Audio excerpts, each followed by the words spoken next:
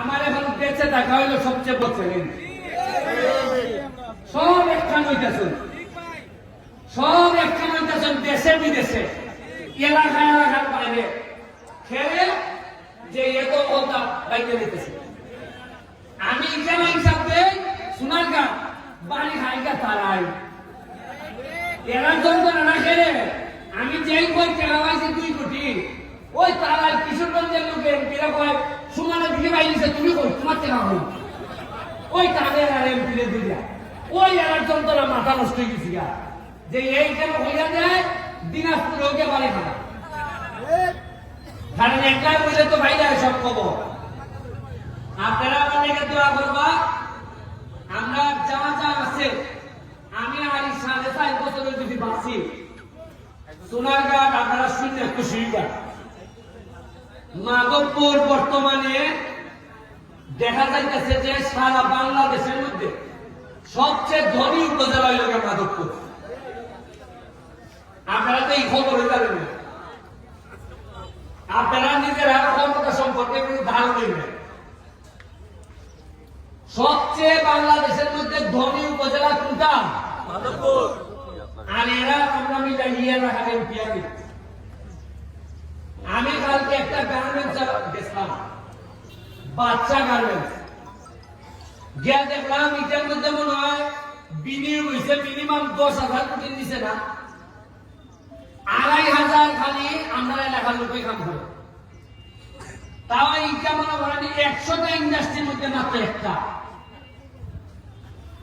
এখন আমি সোনারগাঁ মাধবপুর ঘোরা লাভ করবো। সোনারগাঁ কিতা কিতা আছে?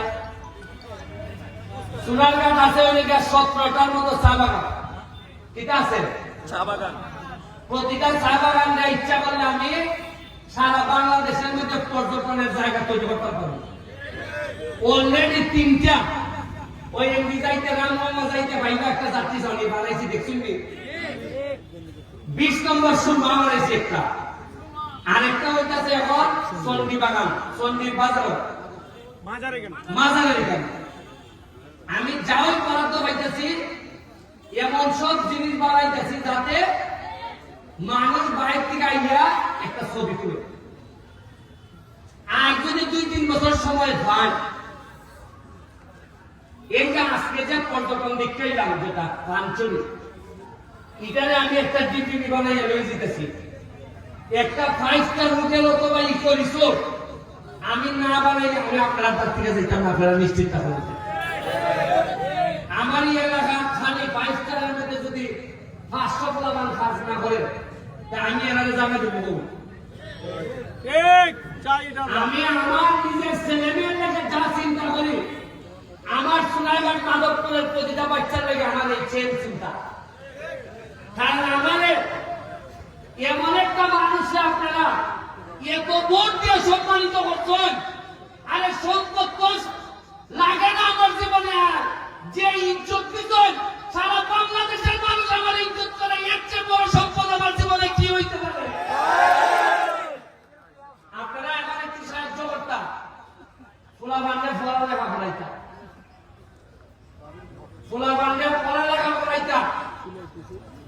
আর আগামী যত নির্বাচন হইব, পরবর্তীতে সংসদ নির্বাচন আবার হইব, যতগুলা নির্বাচন হইব উপজেলা ইউনিয়ন, আপনারা কাছে আমি আল্লাহ রাখতে চাই অবশ্যই সৎ মানুষ, অবশ্যই কাজের মানুষ, অবশ্যই ঘাম পালাইতে পারে যে মানুষ, অবশ্যই তার ভিতরে মনের মানসিকতায় সে রাজনীতিটারে ইবাদত মনে করে বলে এইরকম দুঃখে নেতা বানায়।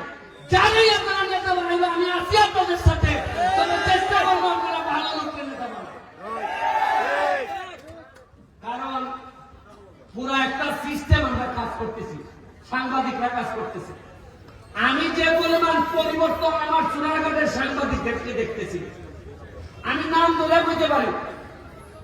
আমাদের কামরুল ভাই, জাহাঙ্গীর ভাই, নুল আমিন ভাই, আমাদের রায়হান, আমাদের আলাউদ্দিন, আমাদের লিটন ভাই, আমাদের আরো যারা সাংবাদিকরা আছে, যেভাবে এখন পজিটিভ নিউজ গুলো সামনে নিয়ে আইতেছে, জননীতি শেখ হাসিনা উন্নয়নের যে বক্তব্য দিয়ে আইতেছে, এইগুলো আমাদেরকে অনুপ্রাণিত করে।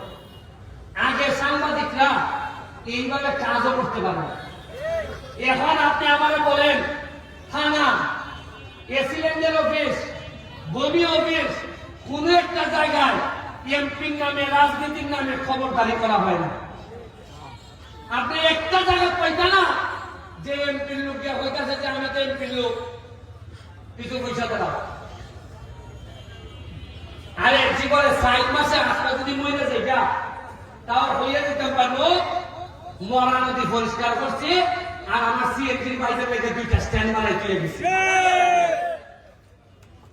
আমি আপনারা কাছে আল্লাহর হস্তে চাই, আমার যে গান করে প্রতিটা দিন যাদের বিরোধিতা আমি করি দুর্নীতিবাজদের, যে ঘাম আমি ফেলি, আমি বিশ্বাস করি ঘাম কখনো প্রতারণা করে না। আর যারা ঘাম দিয়ে গোসল করতে শিখে তারা ইতিহাস বদলাইতে শিখে। আমি আপনারা চুনাঘাটের মানুষ, আপনাদেরকে বলবো একসাথে আমরা যদি কাজের মধ্য দিয়ে আগাই যাই আমরা ইতিহাস বদলাইতে পারবো। আপনারা প্রস্তুত হন, আগামী মাসে বৃষ্টিটা পড়লেন ১ লক্ষ গাছের চারা ইয়া নামবো চুনাঘাট। ফলের চারা, ভালো ভালো ফলের চারা চাঁপাইনবাবগঞ্জ থেকে আনা হইব। ১ লাখ চুনাঘাট, ১ লাখ মাধবপুর। আমি কইলাম যে এমন ভাবে চুনাঘাটকে সাজাইয়ে তুলবো, এমন ভাবে ফল বসারিতে তুলবো যে পুরি বিয়া দিতেই পাইয়া চুনাঘাট, পুরি বিয়া দিতেই পাইয়া। আপনারা ফলে লেগে রেডি হই। এই যে ধান কাটার যে হারভেস্টার মেশিন খবর পাইলাম 10টা দিছে সোনারঘাটে আর মাধবপুরে। আমি বললাম কেন আমরা 10টা পাইলাম কেন? ওই আমরা সময় পাইছি না স্যার, আপনি একটা তদবির করলে মনে হয় বেশি পাইতাম পারি। সকালবেলা ফোন দিছি, যিনি পিডি, যিনি এটা দেন, ফোন দেওয়ার পর সালাম দেওয়ার পর উনি আমার বললো আমি তো আপনার ফ্রেন্ড। আমি বললাম যে আপনি আমার এত ভালোবাসেন, তাইলে আমার ভালোবাসার মানুষগুলো চুনারঘাট মাধবপুরে কি একটু বেশি দিতে পারেন না? উনি সাথে সাথে আমার 5টা বাড়াই দিল, দিল 15টা। এক একটা হারভেস্টারের দাম 40 লাখ। 5টা বাড়াই দিলে প্রায় একটা টেলিফোনে আমি 2 কোটি টাকা বরাদ্দ পাইছি চুনারঘাটের। আপনি যে তদবির আমি এখন করি, প্রতিদিন মন্ত্রণালয়ে যাই। আমার ছোট ভাই এই দেখুন, সে হইল গিয়া, নাম হইল গিয়া সেলিম, সে হইল গিয়া পটুয়াখালী, তার বাড়ি পটুয়াখালী সদর ইউনিয়নের চেয়ারম্যান। সে তার এলাকা অলরেডি যা যা কাজ ছিল সব শেষ করা। এখন সারাক্ষণ আমাদের মাধবপুর সোনারঘাটের জন্য বিনা পয়সায় কিভাবে কোথায় ঘুরবে, কোথায় কাজ করলে বেশি বেশি, আমি তো নতুন এমপি, আমি তো জানতাম না এটা, সে আমার হেল্প করে। তার লাগে একটা আত্মালে আপনার দিতে নিজের খাইয়া সে আমার হেল্প করে। আমার কাছে মরাইতে যাবেনি। আল্লাহর থেকে যখন রহমত নাজিল হয় তখন দেখবে আল্লাহ রহমত হিসাবে আপনার জীবনে কিছু মানুষ পাঠাই দেন, আমার রহমত হিসাবে নাজিল হয়।